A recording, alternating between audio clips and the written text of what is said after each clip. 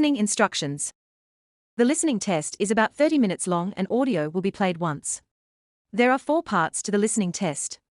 You will be given 10 minutes after the completion of the test to transfer answers to an answer sheet. Each part contains 10 questions with a total of 40 questions. Part 1. You will hear a woman phoning a company that converts old photographs to digital format.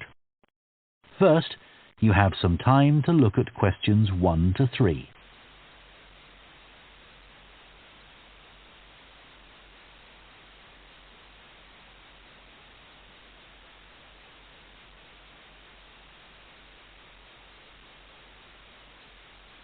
Now listen carefully and answer questions 1 to 3. Hello, Picture Rep. Can I help you? Oh, hi. I saw your advertisement about copying pictures to disk, and I'd like a bit more information about what you do. Sure. What would you like to know? Well, I've got a box full of old family photos that's been up in the attic for years. Some of them must be 50 or 60 years old, and I'd like to get them converted to digital format. Sure, we can do that for you. Right. And what about size? The photos are all sorts of sizes. Are there any restrictions? Well, the maximum size of photo we can do with our normal service is 30 centimetres, and each picture must be at least 4 centimetres. That's the minimum we can cope with. Well, that should be fine. And some of them are in a frame. Should I take them out before I send them? Yes, please. We can't copy them otherwise. And also the photos must all be separate. They mustn't be stuck into an album. Okay, that's not a problem. So, can you give me an idea of how much this will cost? I've got about 360 photos, I think. We charge £195 for 300 to 400 photos for the basic service.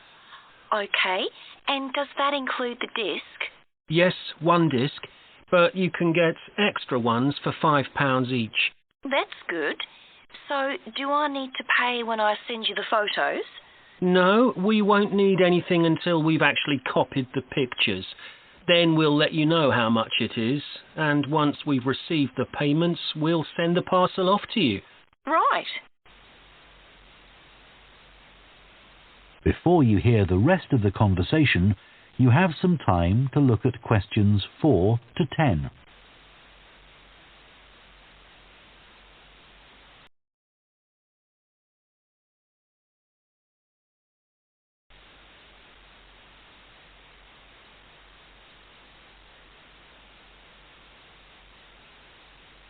Now listen and answer questions 4 to 10. Is there anything else you'd like to ask about our services?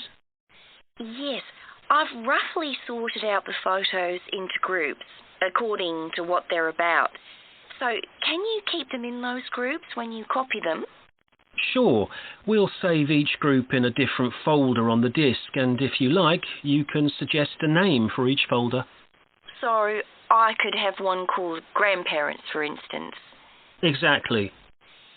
And do you do anything besides scan the photos? Like, can you make any improvements?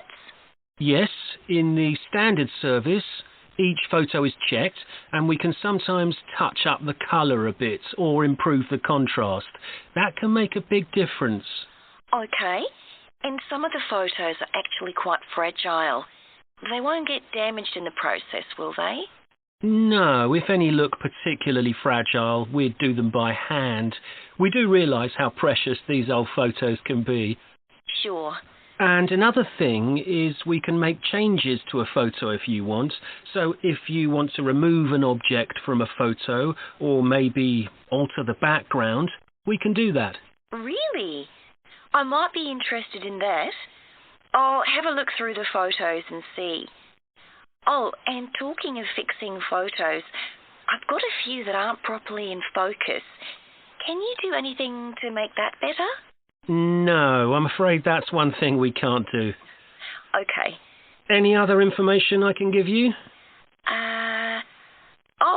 How long will it all take? We aim to get the copying done in 10 days. Fine.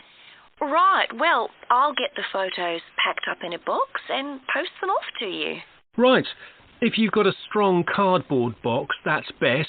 We've found that plastic ones sometimes break in the post. Okay. Right, thanks for your help. Bye. Bye. That is the end of part 1. You now have half a minute to check your answers to part 1.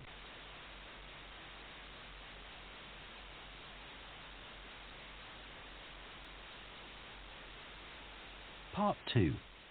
You will hear a head teacher talking to parents of pupils about changes at the school.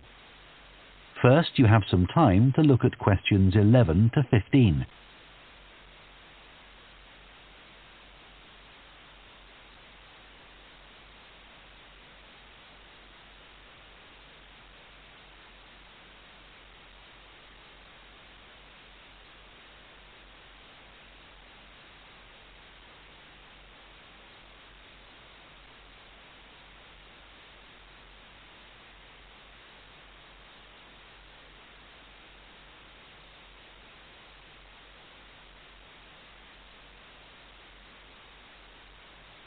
Now listen carefully and answer questions 11 to 15.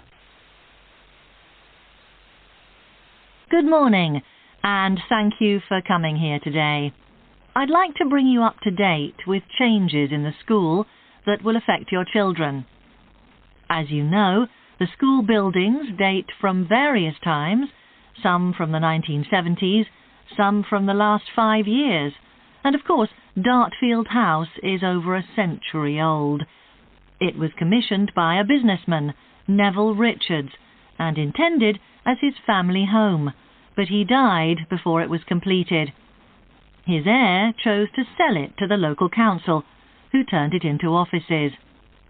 A later plan to convert it into a tourist information centre didn't come about through lack of money, and instead it formed the nucleus of this school when it opened 40 years ago.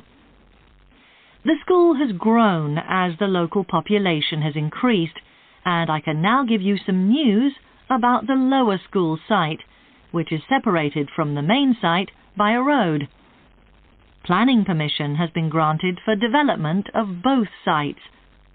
The lower school will move to new buildings that will be constructed on the main site. Developers will construct houses on the existing lower school site.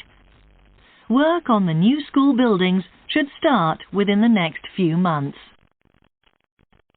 A more imminent change concerns the catering facilities and the canteen. The canteen is always very busy throughout the lunch period. In fact, it's often full to capacity because a lot of our pupils like the food that's on offer there. But there's only one serving point, so most pupils have to wait a considerable time to be served. This is obviously unsatisfactory, as they may have hardly finished their lunch before afternoon lessons start. So, we've had a new food hall built, and this will come into use next week. It'll have several serving areas, and I'll give you more details about those in a minute. But one thing we ask you to do to help in the smooth running of the food hall is to discuss with your children each morning which type of food they want to eat that day, so they can go straight to the relevant serving point. There won't be any junk food. Everything on offer will be healthy, and there's no change to the current system of paying for lunches by topping up your child's electronic payment card online. You may be wondering what will happen to the old canteen. We'll still have tables and chairs in there, and pupils can eat food from the food hall or lunch they've brought from home. Eventually, we may use part of the canteen for storage, but first, we'll see how many pupils go in there at lunchtime. Before you hear the rest of the talk, you have some time to look at questions 16 to 20.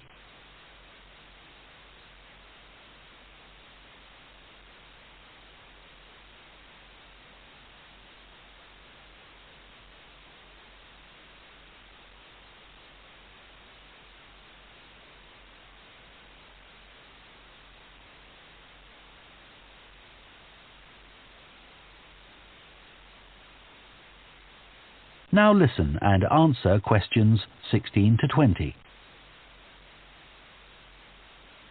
OK, back to the serving points in the food hall, which will all have side dishes, desserts and drinks on sale, as well as main courses. One serving point we call World Adventures. This will serve a different country's cuisine each day. Maybe Chinese one day and Lebanese the next. The menus will be planned for a week at a time, so pupils will know what's going to be available the whole of that week. Street life is also international, with food from 3 particular cultures. We'll ask pupils to make suggestions, so perhaps sometimes there'll be food from Thailand, Ethiopia and Mexico, and then one of them will be replaced by Jamaican food for a week or 2. The Speedy Italian serving point will cater particularly for the many pupils who don't eat meat or fish. They can be sure that all the food served there is suitable for them. There'll be plenty of variety, so they shouldn't get bored with the food. OK, that's all on the new food hall. Now, after-school lessons. These are very popular with pupils, particularly swimming. In fact, there's a waiting list for lessons. Cycling is another favourite, and I'm delighted that dozens of pupils make use of the chance to learn to ride in off-road conditions. It means that more and more cycle to and from school every day. As you know, we have a well-equipped performance centre, and we're going to start drama classes in there too. Pupils will be able to join in just for fun, or work up to taking part in a play. We hope to put on at least one a year. We already teach a number of pupils to use the sound and lighting systems in the centre, and a former pupil has given a magnificent grand piano to the school, so a few pupils will be able to learn at the school instead of going to the local college, as many of them do at the moment. That is the end of Part 2. You now have half a minute to check your answers to Part 2.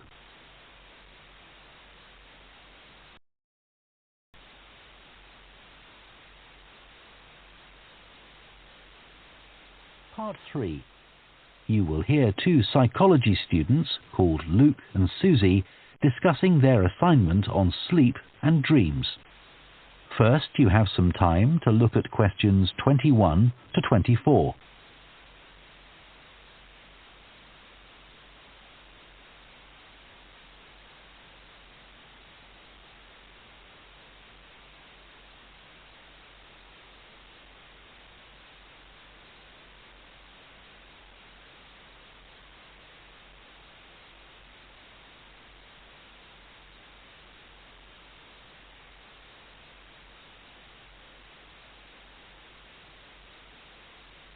Now listen carefully and answer questions 21 to 24.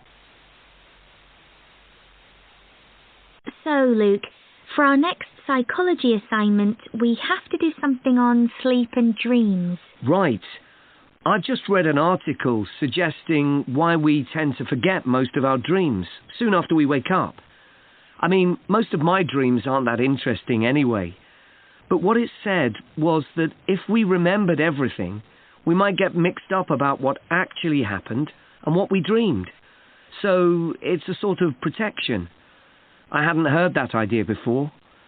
I'd always assumed that it was just that we didn't have room in our memories for all that stuff. Me too. What do you think about the idea that our dreams may predict the future? It's a belief that you get all over the world. Yeah. Lots of people have a story of it happening to them. But the explanation I've read is that for each dream that comes true, we have thousands that don't, but we don't notice those.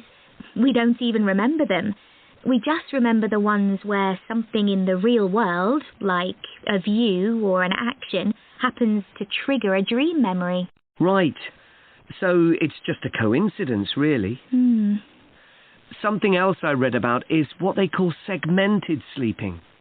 That's a theory that hundreds of years ago, people used to get up in the middle of the night and have a chat or something to eat, then go back to bed. So I tried it myself. Why? Well, it's meant to make you more creative. I don't know why, but I gave it up after a week. It just didn't fit in with my lifestyle. But most preschool children have a short sleep in the day, don't they? There was an experiment some students did here last term to see at what age kids should stop having naps, but they didn't really find an answer. They spent a lot of time working out the most appropriate methodology, but the results didn't seem to show any obvious patterns. Right. Anyway, let's think about our assignment. Last time I had problems with the final stage, where we had to describe and justify how successful we thought we'd been. I struggled a bit with the action plan too.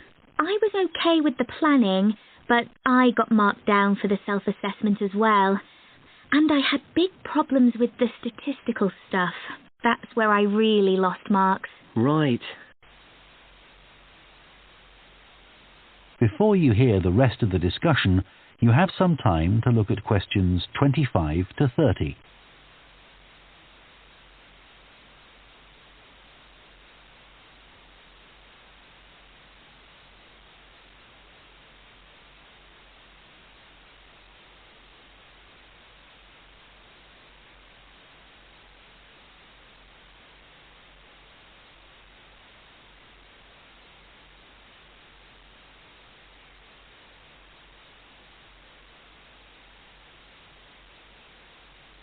Now listen and answer questions 25 to 30. So, shall we plan what we have to do for this assignment? Okay. First, we have to decide on our research question. So, how about, is there a relationship between hours of sleep and number of dreams? Okay. Then we need to think about who we'll do the study on. About 12 people? Right. And shall we use other psychology students? Let's use people from a different department. What about history? Yes, they might have interesting dreams. Or literature students. I don't really know any. Okay, forget that idea. Then we have to think about our methodology. So we could use observation, but that doesn't seem appropriate. No. It needs to be self-reporting, I think. And we could ask them to answer questions online. But in this case, paper might be better, as they'll be doing it straight after they wake up. In fact, while they're still half asleep. Right. And we'll have to check the ethical guidelines for this sort of research. Because our experiment involves humans, so there are special regulations. Yes. I had a look at those for another assignment I did. There's a whole section on risk assessment, and another section on making sure they aren't put under any unnecessary stress. Let's hope they don't have any bad dreams. Yeah. Then, when we've collected all our data, we have to analyse it and calculate the correlation between our two variables. That's time sleeping and number of dreams. And then present our results visually in a graph. Right, and the final thing is to think about our research and evaluate it. So that seems quite straightforward. Yeah. So now let's get That started. is the end of part 3. You now have half a minute to check your answers to part 3.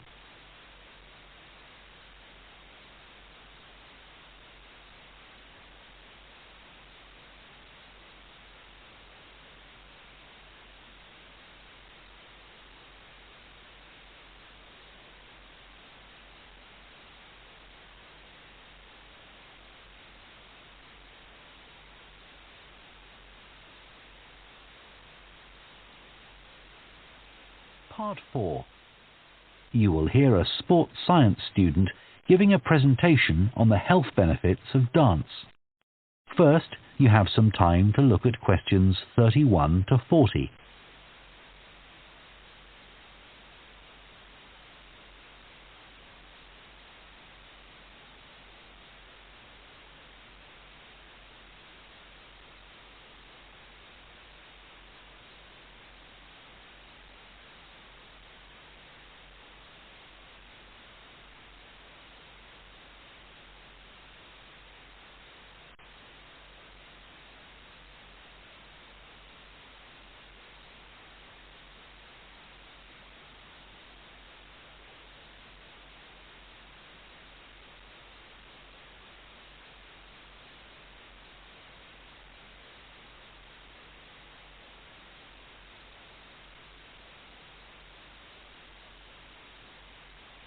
Now listen carefully and answer questions 31 to 40. Dancing is something that humans do when they want to have a good time. It's a universal response to music found in all cultures. But what's only been discovered recently is that dancing not only makes us feel good, it's also extremely good for our health. Dancing, like other forms of exercise, releases hormones, such as dopamine, which make us feel relaxed and happy. And it also reduces feelings of stress or anxiety. Dancing is also a sociable activity, which is another reason it makes us feel good. One study compared people's enjoyment of dancing at home in front of a video with dancing in a group in a studio. The people dancing in a group reported feeling happier, whereas those dancing alone did not. In another experiment, university researchers at York and Sheffield took a group of students and sent each of them into a lab where music was played for 5 minutes. Each had to choose from 3 options: to sit and listen quietly to the music, to cycle on an exercise bike while they listened, or to get up and dance. All were given cognitive tasks to perform before and after. The result showed that those who chose to dance showed much more creativity when doing problem-solving tasks. Dr. Lovett at the University of Hertfordshire believes dance could be a very useful way to help people suffering from mental health problems. He thinks dance should be prescribed as therapy to help people overcome issues such as depression.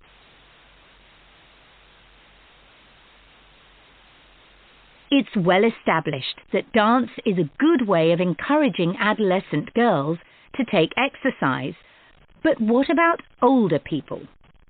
Studies have shown that there are enormous benefits for people in their 60s and beyond. One of the great things about dance is that there are no barriers to participation. Anyone can have a go, even those whose standard of fitness is quite low.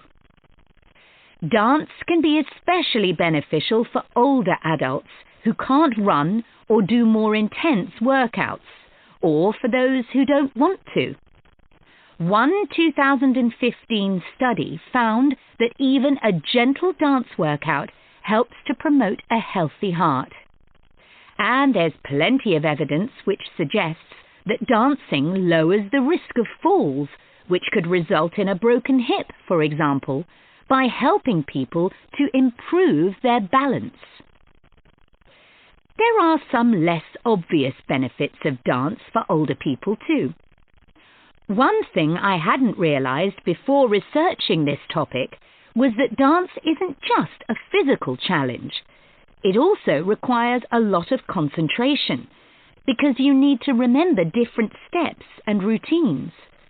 For older people, this kind of activity is especially important because it forces their brain to process things more quickly and to retain more information. Current research also shows that dance promotes a general sense of well-being in older participants, which can last up to a week after a class. Participants report feeling less tired and having greater motivation to be more active and do daily activities such as gardening or walking to the shops or a park. Ballroom or country dancing, both popular with older people, have to be done in groups. They require collaboration and often involve touching a dance partner, all of which encourages interaction on the dance floor. This helps to develop new relationships and can reduce older people's sense of isolation, which is a huge problem in many countries.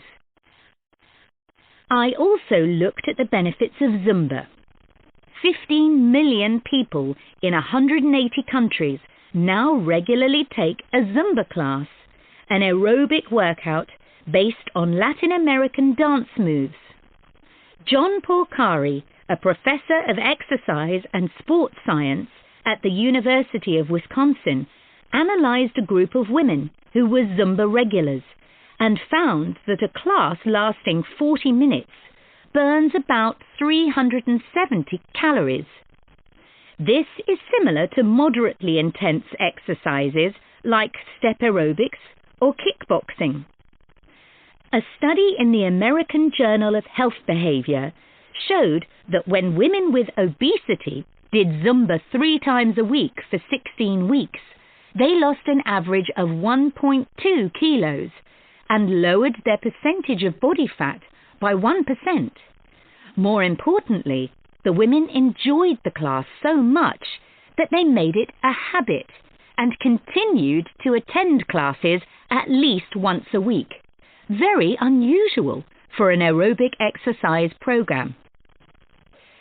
Dance is never going to compete with high-intensity workouts when it comes to physical fitness gains, but its popularity is likely to keep on rising because it's such a fun way to keep fit.